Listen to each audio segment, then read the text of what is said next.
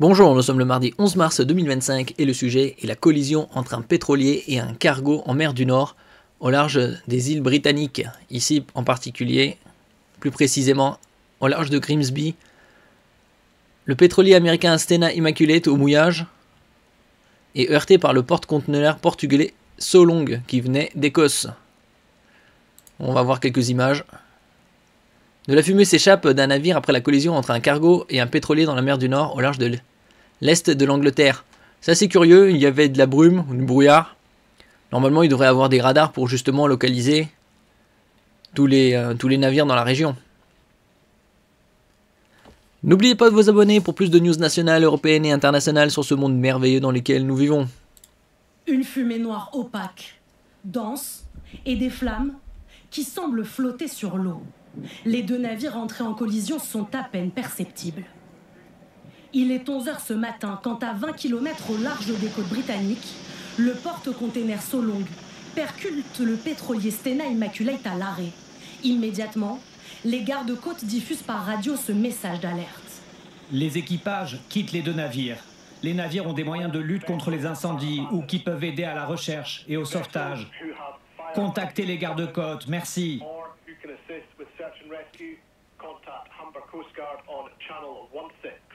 Les conditions exactes de la collision ne sont pas encore connues, mais la visibilité était réduite ce matin.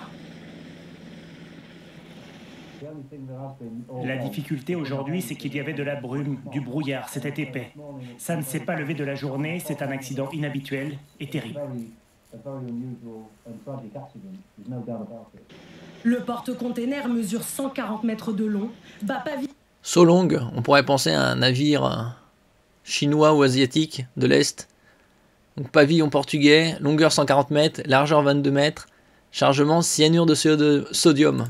Pavillon portugais est transporté au moins 15 conteneurs de cyanure de sodium, une substance extrêmement toxique.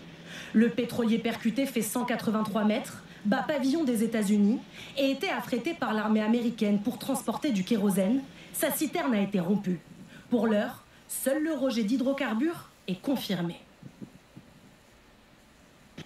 Le kérosène transporté est assez léger, ce n'est pas comme du pétrole lourd. Le kérosène de jet, qu'importe la quantité rejetée, va s'enflammer et s'évaporer. Ça ne devrait pas créer trop de pollution. Donc il ne devrait pas y avoir de marée noire dans la région.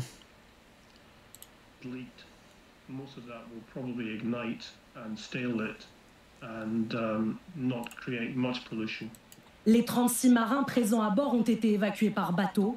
Ce soir, un périmètre d'exclusion de 8 km est instauré en mer et dans les airs, autour de la zone d'incident.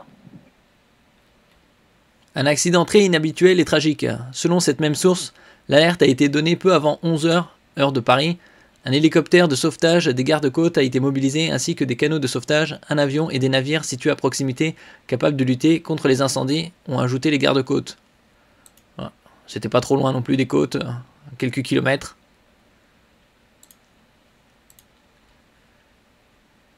Donc le risque environnemental devrait être assez limité en ce qui concerne les hydrocarbures.